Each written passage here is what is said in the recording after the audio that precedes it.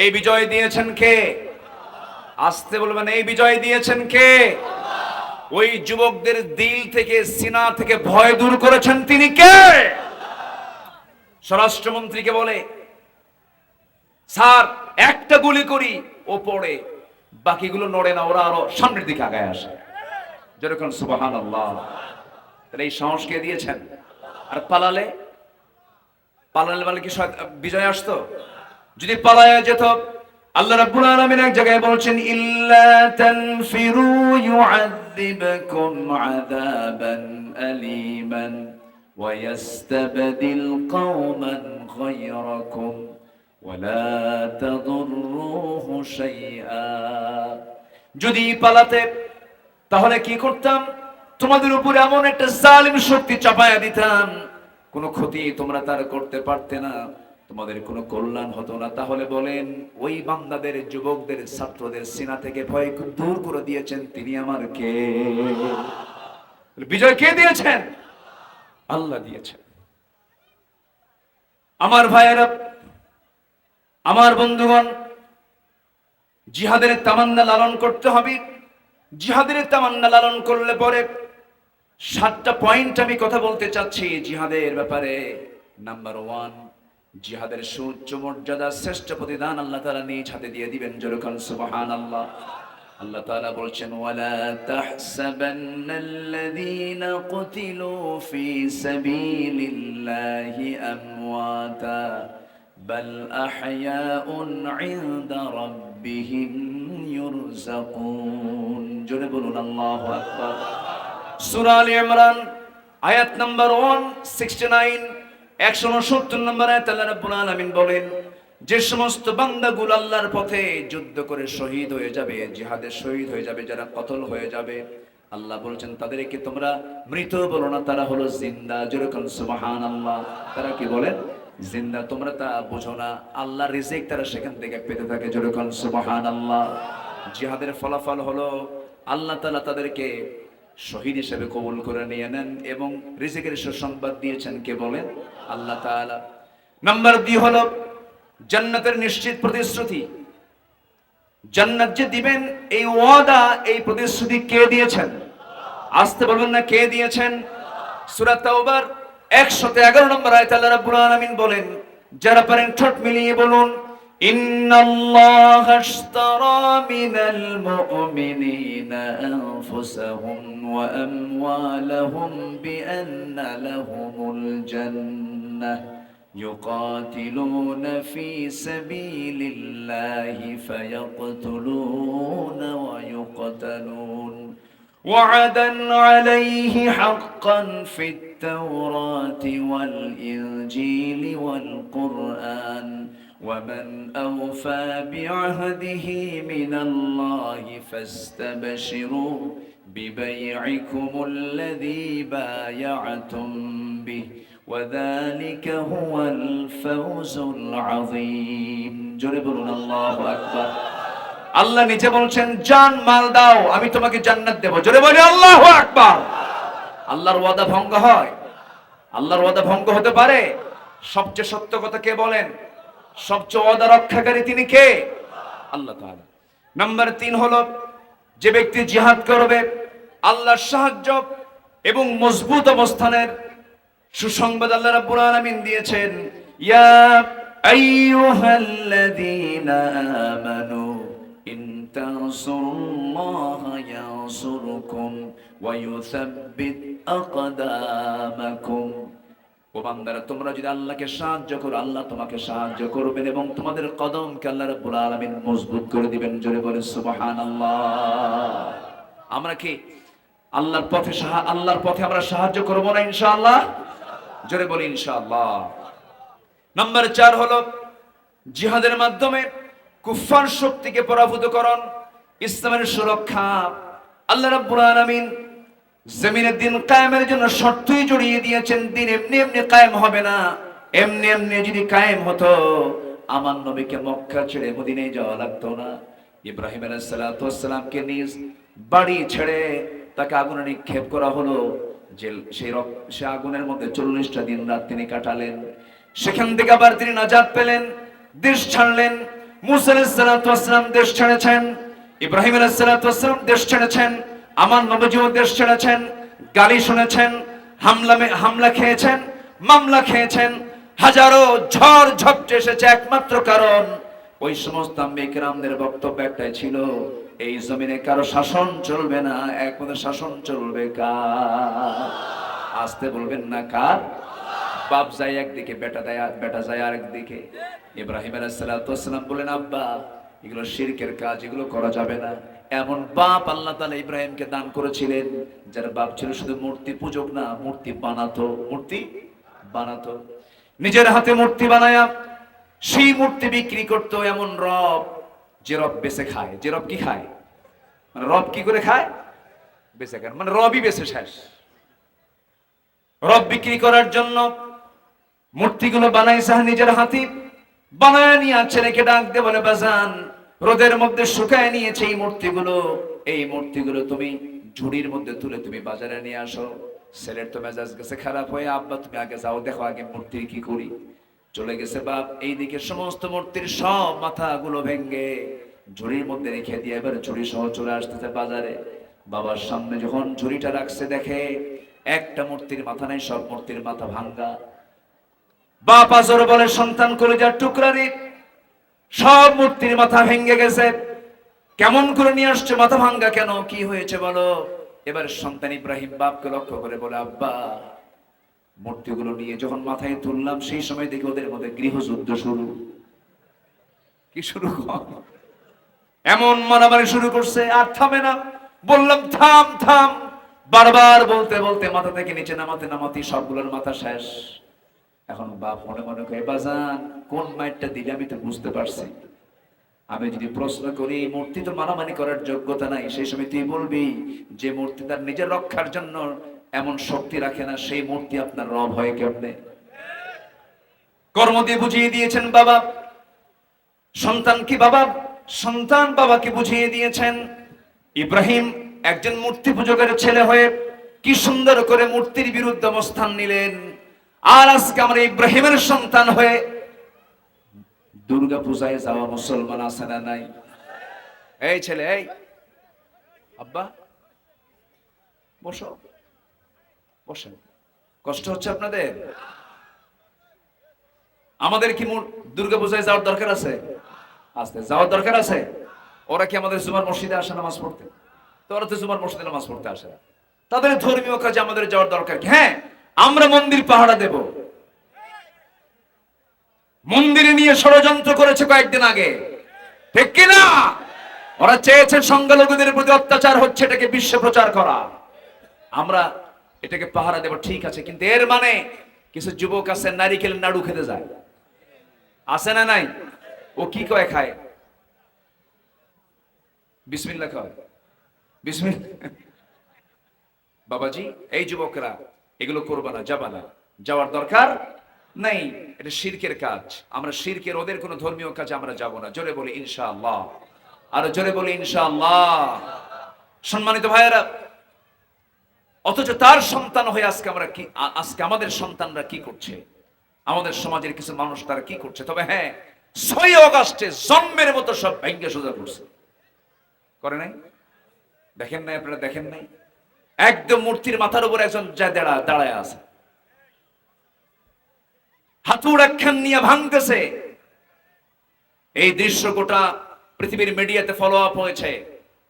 আন্তর্জাতিক সাংবাদিক সংস্থা ডক্টর ইউনুসকে প্রশ্ন করেছে যে এই যে মূর্তিগুলো ভাঙ্গা হচ্ছে, এই ব্যাপারে আপনাদের পদক্ষেপ কি, আপনাদের কমেন্ট কি, কারা ভাঙছে, কারা কি করছে?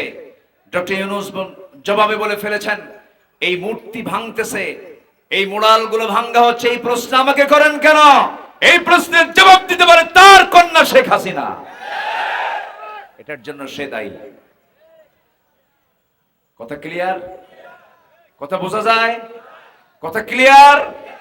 সম্মানিত ভাইয়েরা, আমরা সব ইব্রাহিমের সন্তান। আমরা কার সন্তান বলেন? ইব্রাহিমের সন্তান হয়ে কি আমার বাবার সুন্নত রক্ষা করার দরকার আছে না? ইব্রাহিম হয়ে যদি তার বাবা মুশরিকের বিরুদ্ধে অবস্থান নিতে পারেন, আমরা তার সন্তান হয়ে আমরা সেই ইব্রাহিমের কেন পক্ষ নেব না? আমরা কেন তার পক্ষে ভূমিকা পালন করব না? আল্লামা ইকবাল আফসোস করে কত আগে তিনি শিকওয়া জবাবে শিকওয়ার মধ্যে বলেছেন, উनको तहजीब ने हर बंद से आजाद किया लाके काबे से सनम खाने में आबाद किया।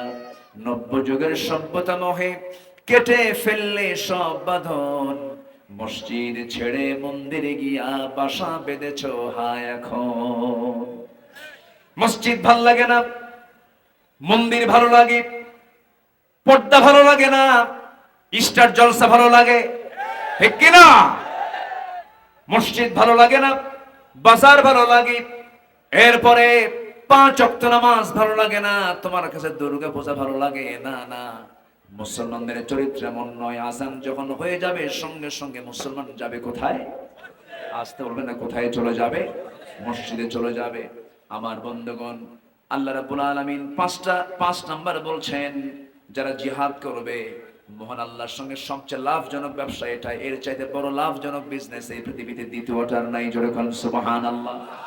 আল্লাহ তাআলা ব্যবসার শব্দই উল্লেখ করে বলেছেন, সূরা সফের মধ্যে বলছেন, হাল আদুল্লুকুম আলা তিজারাতিন তুনজিকুম মিন আযাবিন আলীম তুমিনুনা বিল্লাহি ওয়া রাসূলিহি وتجاهدون في سبيل الله بأموالكم وأنفسكم ذلكم خير لكم إن كنتم تعلمون। জোরে বলি আল্লাহু আকবার। সবচেয়ে বড় লাভজনক ব্যবসা হলো চলে যাও জিহাদের ময়দানে, জিহাদ করে আল্লাহর জমিন আল্লাহর দ্বীন কায়েমের সংগ্রামে ঝাঁপিয়ে উৎসাহ দিচ্ছেন এক সাহাবী। খেজুর খাচ্ছেন, কি খাচ্ছেন বলেন? খেজুর খাচ্ছিলেন, খেজুরটার অর্ধেক খেয়েছেন। রাসূল যখন বলছেন, এমন একটা জান্নাতের সংবাদ দিচ্ছে এই জিহাদে গেলে পরে যে জান্নাতের দরজা হলো আসমান জমিন বরাবর প্রশস্ত। এই কথা বলা মাত্র ওই সাহাবী করলেন কি, অর্ধেক খেজুর খেলেন আর অর্ধেক খেজুরটা ফেলে দিয়ে বলছেন, ইয়া রাসূলুল্লাহ, এই অর্ধেক খেজুর খেতে যে সময়টা লাগবে এটা আমার জন্য লস। আপনি যে সংবাদটা দিচ্ছেন এই মুহূর্তে ঝাঁপিয়ে পড়লাম, জান্নাতে যেতে আর দেরি করতে চাই না। জোরে বলেন সুবহানাল্লাহ। আমার বন্ধুগণ, কি তামান্না তাদের মধ্যে লালন হয়েছে, কি স্পিরিট তাদের মধ্যে কাজ করেছে। একজন সাহাবী যুদ্ধে যাওয়ার আগে আল্লাহর কাছে প্রার্থনা করতেছেন। আব্দুল্লাহ বিন জাহাশ তার নাম। সেই সাহাবীর নাম কি? আব্দুল্লাহ বিন জাহাশ রাদিয়াল্লাহু তাআলা। তিনি দোয়া করছেন, আল্লাহ, আমি যে জিহাদের ময়দানে যেতেছি ইসলাম বিজয়ী করার জন্য, দ্বীনকে বিজয়ী করার জন্য, শত্রুদের মোকাবেলায় আমি দাঁড়িয়ে যাব, তোমার কাছে আমি 1 নম্বরে কামনা করব আমি যেন আমার হাতটা শক্ত রাখতে পারি, আমি যেন বাতিলদের মোকাবেলা করতে পারি। এক পর্যায়ে তারা যেন আমাকে ধরাশয়ী করে ফেলে, তারা যেন আমাকে শহীদ করে ফেলে, তারা যেন আমার নাক কেটে নেয়, আমার কান কেটে নেয়, আমার চোখ তুলে নেয়, আমার পা কেটে নেয়, আমাকে যেন অঙ্গহানি করে ফেলে। ও আল্লাহ, এই অঙ্গহানি দেহ নিয়ে যখন হাসরের ময়দানে তোমার সামনে আমি যখন দাঁড়িয়ে যাব, সেই সময় তুমি আল্লাহ আমাকে বলবে, আব্দুল্লাহ বিন জাহাশ, ফিমা যদি আনফুক ওয়াবুদুনু, তোর নাক কেন কাটা, কান কেন কাটা, হাত কেন কাটা, পা কেন কাটা? সেই সময় বলবো, আল্লাহ, তোমার জমিনে তোমার দ্বীন কায়েমের জন্য জান দিয়ে মাল দিয়ে যুদ্ধে এসেছি, যুদ্ধ করতে গিয়ে শহীদ হয়েছি, এই জন্য আমার হাত কাটা, আমার পা কাটা, আমার চোখ তোলা, আমার নাক কাটা শুধুমাত্র তোমার জন্য, তোমার সন্তুষ্টির জন্য। আল্লাহ সেই সময় তুমি বলবে, আজকে তোর কোনো হিসাব নিলাম না, বিনা হিসাবে তোকে আমি আল্লাহ জান্নাত দিয়ে দিলাম। জোরে বলি সুবহানাল্লাহ, আরো জোরে বলি সুবহানাল্লাহ। আমার বন্ধুগণ, উহুদের ময়দানে আব্দুল্লাহ বিন জাহাশের লাশ ছিন্ন বিচ্ছিন্ন হয়ে পড়ে আছে, চোখ নাই, কান কাটা, নাক কাটা, হাত কাটা, পা কাটা আব্দুল্লাহ বিন জাহাশ পড়ে আছেন। আমার নবীজি উহুদের ময়দানে আমার নবীজি রক্তাক্ত হয়েছিলেন। উহুদের ময়দানে আমার নবীজি হারিয়েছিলেন 2টা দাঁত। কটা দাঁত বলেন? 2টা দাঁত হারিয়েছিলেন। কপালের মধ্যে লোহা বিদ্ধ হয়েছিল, গালের মধ্যে লোহা বিদ্ধ হয়েছিল। আমার নবীজির মাথা বরাবর পাথর মেরেছিল। আমার নবীজির সেই পাথরের আঘাতে নবীজির হেলমেটের চিকন ফলা কপালের মধ্যে গেঁথে গিয়েছিল। আরেকটা আঘাত এনেছিল গাল বরাবর, গালের মধ্যে শিরস্ত্রাণের চিকন লোহা ঢুকেছিল। আমার নবীজি মুখ থুবড়ে জমিনে পড়ে গেলেন, দাঁত ভেঙে গেল। নবীজির মুখে রক্তগুলো গড়ে গড়ে দাড়িটা লাল হয়ে গেছে, জুব্বা লাল হয়ে গেছে। আমার নবীজির শরীর থেকে এত পরিমাণ রক্ত ঝরেছে, নবীজি মুখ থুবড়ে পড়ে গেলেন। গোটা কুরাইশদের মধ্যে সব দিকে রুমার ছড়েছে, রাসূল দুনিয়া থেকে বিদায় নিয়েছেন। সাইয়েদনা আলী তন্ন তন্ন করে খুঁজে খুঁজে রাসূলকে বের করার জন্য চেষ্টা চালাচ্ছেন। গিয়ে দেখেন নবীজি একটা গর্তের মধ্যে উপর হয়ে পড়ে আছেন। আমার নবীজিকে সেই জায়গা থেকে তুললেন এবং সাইয়েদনা আলী বলছেন, ইয়া রাসূলুল্লাহ, এই উহুদের ময়দানে যে সমস্ত কাফের বেঈমানরা আপনাকে রক্তাক্ত করেছে, আপনি তাদেরকে লানত করুন। রাসূল বলছেন, শোনো আলী, আমি নূহের মতো বলবো না, আমি মুসার মতো বলবো না, আমি আগের পয়গম্বরদের মতো ধ্বংসের কামনা করব না আলী। তবে একটা কথা জেনে রেখে দিও, আমার রক্ত যখন জমিনে পড়েছে, বেশি দিন দূরে নয়, এই জমিনে আল্লাহর দ্বীন কায়েম হয়ে যাবে। আমার নবীজি সাইয়েদনা আলী কোলে উঠলেন, তাকে কোলে করে নিয়ে চলে গেলেন, উঁচু জায়গায় শোয়া দিল। নবীজির মাথায় লোহা, কেউ বের করতে পারে না। উবাইদ ইবনুল জাররাহ দাঁতটা লাগায়া দিলেন, এত জোরে টান মারলেন, লোহাটা বের হলো। উবাইদের সামনের দুটো দাঁত ভেঙে পড়ে গেল। রাসূল বলছেন, উবাইদা, এই দুটো দাঁত তোমার ভাঙলে আওয়াজটা আস্তে টান দিলে তো এমনি বের হতো, লোহা তো তোমার দাঁতটা ভাঙতো না।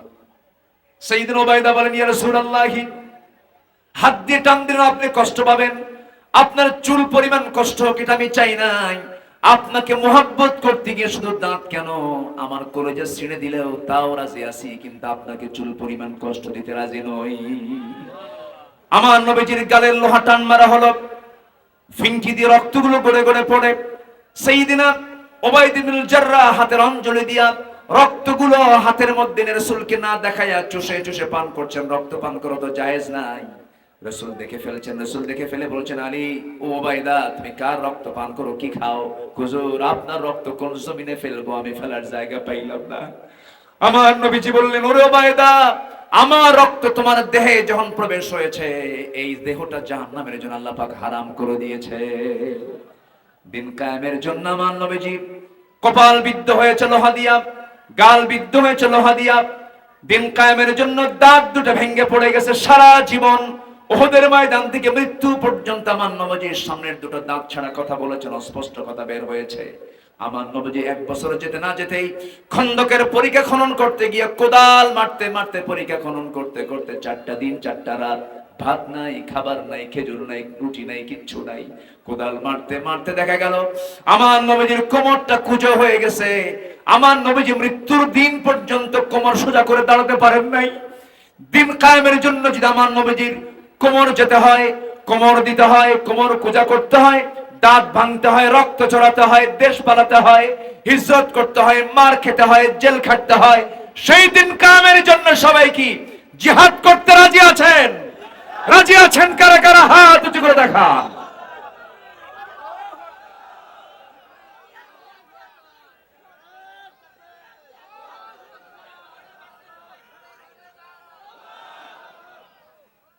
আল্লাহ কবুল করুন, জোরে বলি আমিন।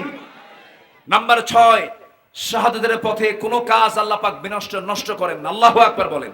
ওয়াল্লাযীনা কুতিলু ফি সাবিলিল্লাহ ফালান ইউযিল্লা আমালাহুম। আল্লাহ ওয়াদা করছেন, যারা আল্লাহর পথে জিহাদ করবে আমি আর তাদের কোনো আমল নষ্ট হতে দেব না। আল্লাহু আকবার বলেন। সব আমলকে কার্যকর করে দিবেন তিনি কে? আল্লাহ তাআলা। খালি নামাজের পরে আল আযকারু বা'দাস সালাহ এত সুবহানাল্লাহ পড়লে বলে এত লাখ সওয়াব, এত সওয়াব আমি অমান্য করছি না। কিন্তু তোমার মধ্যে যদি জিহাদের লালন না থাকে, জিহাদের চেতনা না থাকে, তোমার মরণ হবে মুনাফিকের মরণ।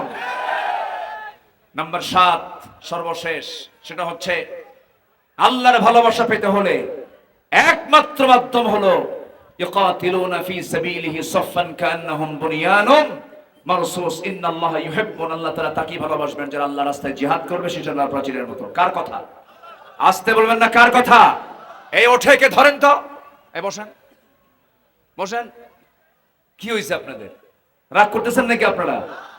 আলোচনা চলুক, হুজুর মরুক, আমিও শেষ করব, আমিও যাব, আমি তো ঢাকা যাব, আপনি তো এত দূর যাবেন না, আমার পেরেশানি আছে, আমিও যাব। নামাজও হয়নি, প্রয়োজন আজকে নামাজ বাদ। নামাজ কি বাদ? আমি কি নামাজ বাদের হুজুর? নামাজ পড়া লাগে না এমন পাগলা পীর আছে না নাই? পাগলার তো নামাজই নাই, ঠিক আছে না? এই নামটা যে দিল কে এই জায়গায়, এর নামের চেঞ্জ হওয়া দরকার। ভালো পীর। আমি যে পীরগঞ্জ আছে না একটা, হ্যাঁ পীরগঞ্জ আছে না, পীরগঞ্জ তো আছে, এই তো সুন্দর। পীরগঞ্জের ছেলে হলো আবু সাইদ। বাড়িতে গিয়েছিলাম, দেখা করে আসছে ওর আব্বা আম্মার সাথে। খুব ভালো ছিল, অনুসন্ধিৎস ছিল, সে সত্যের অনুসন্ধান করে চলতো, ভালো। আল্লাহ তুমি তার শাহাদাতকে কবুল করো। আবার কি ফতুয়া মারে জানেন, কি সে কি শহীদ হয়েছে দেখেন, হুজুর কিছু আছে বদমাইশ, আছে না নাই, আছে না নাই। একটা মুসলমান যদি ঈমান রেখে থাকে, ঈমানদারের ঈমান যদি থাকে, সে যদি আগুনে পড়ে মারা যায় শহীদ, পানিতে ডুবে মারা যায় শহীদ, রোড অ্যাক্সিডেন্টে মারা যায় শহীদ। আর সেই আল্লাহর ঈমানদার বান্দা যদি জালিমকে পরাজিত করার জন্য, জুলুম থেকে দেশকে সমাজকে রক্ষা করার জন্য যদি ঝাঁপিয়ে পড়ে জীবন দেওয়ার জন্য, সেও শহীদ। কথা ক্লিয়ার? আচ্ছা, ফতুয়া শুধু আমার দেশে আছে, কিছু কিছু ফতুয়াবাজ আছে না নাই বলেন তো? আচ্ছা, ওরা খালি কয় এটা হারাম, এটা হারাম, এটা হারাম। ওদের কিতাবের নামই আছে একটা, কিতাবুল হারাম। ওদের মধ্যে হালাল কিছু নাই। আল্লাহ তুমি সবাইকে বোঝার তৌফিক দাও। 5 ওয়াক্ত নামাজ পড়বেন কারা কারা, একটা হাত উঁচু করে দেখান। 5 ওয়াক্ত নামাজ পড়বেন কারা কারা, একটু হাত উঁচু করে দেখান। এই হাতের দৃশ্য আল্লাহ কবুল করুক, এই হাতের দৃশ্য ফেরেশতারা কবুল করুন। বলি ইয়া আল্লাহ, আরো জোরে ইয়া আল্লাহ। আমাদেরকে 5 ওয়াক্ত সালাত আদায় করার তৌফিক তুমি আল্লাহ দিয়া দাও। জোরে বলি আমিন, জোরে বলি ইয়া আল্লাহ। তোমার দেওয়া এই 5 আঙ্গুলের হাত দিয়া তোমার ঘরে কিছু দান করার তৌফিক তুমি আল্লাহ দিয়ে দাও। হাত নামান। আল্লাহর ঘরের জন্য একটু চাইলাম, এই ব্যাগ নিয়ে নামেন, যে যা পারি আমরা সবাই দেব। যদি টাকা না থাকে বিড়ি দিবেন, বিড়ি থাকলে বিড়িও দিবেন, একটু বুঝাচ্ছি, সবাই দেব আমরা। কেউ উঠবেন না, নড়াচড়া করবেন না। এখানে নড়াচড়া করলে শৃঙ্খলা রক্ষা হবে না, ভঙ্গ হবে। আর শৃঙ্খলা ভঙ্গের মামলা যদি ফেরেশতা দেয়, জামিন না গ্রেফতার? জামিন হবে। হ্যাঁ, এই জন্য আমরা সবাই বসে একসঙ্গে দোয়া করবো, জিকির করে সুবহানাল্লাহ।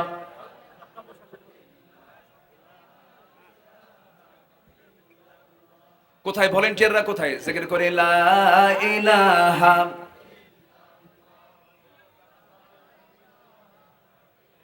আরো জোরে লা ইলাহা সুবহানাল্লাহ আলহামদুলিল্লাহ লা ইলাহা, আরো জোরে লা ইলাহা সুবহানাল্লাহ আলহামদুলিল্লাহ লা ইলাহা।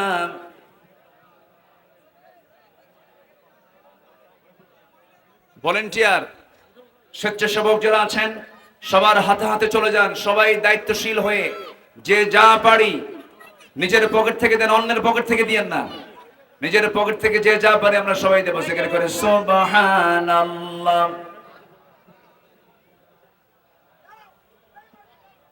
মহিলা মা বোনদের থেকে আপনারা নিজেরাই কালেকশন, আমার মা বোন যারা আসছেন, আমাকে বলতে দেন, আমার মা বোন যারা আসছেন দিল থেকে, আমি সবার কাছে চাই সবাই দিল থেকে সবাই দেওয়ার চেষ্টা করুন। নিয়ত করবেন, আগে দেবেন, পুরস্কার দেবেন কে? এই ওঠে কে? এই বসেন, বসেন। আমি ধমক দিচ্ছি, এই ধমকে রাগ করবেন না, এই ধমক হচ্ছে মোহাম্মদের ধমক। বসেন, আমরা দোয়া নিয়ে এখান থেকে যাব। জোরে বলি ইনশাআল্লাহ। এখানে নামাজ হবে নাকি? নামাজের মতো পরিবেশ নাই? এখানে কি নামাজের মতো পরিবেশ আছে? মনে হয় নাই, কাদা কাদা। আচ্ছা জি, আমরা দ্রুত গতি, তার ভলেন্টিয়ার ভাইরা কিছু গেটে থাকেন, গেটের দিকে কিছু চাদর নিয়ে থাকেন। এটা একটা গুরুত্বপূর্ণ বিষয়, এটা মাথায় রাখেন একটু। যে যেখানে থাকবেন একটু পয়েন্টে পয়েন্টে থাকেন, আমরা সবাই দেওয়ার চেষ্টা করবো ইনশাআল্লাহ। জি, আমার মা বোনদের ভিতর থেকে যে যা পারেন সবাই আমরা দেবো ইনশাআল্লাহ। আল্লাহ তুমি সবাইকে দেওয়ার তৌফিক দাও। যে আমার মা যারা আসছেন দিল থেকে সবাই দেওয়ার চেষ্টা করুন। জিকির করে সুবহানাল্লাহ।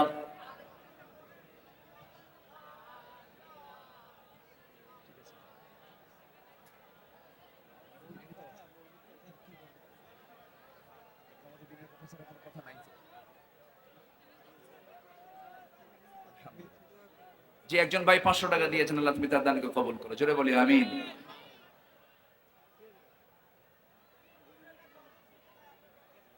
হাঁটতেছেন না তো। নামাজ তো, তাই না? আমরা একটা দোয়া করে দিই, হ্যাঁ? দোয়ার দিকে চলে যাই। আসেন আমরা না গিয়ে একটু দোয়ায় শামিল হই।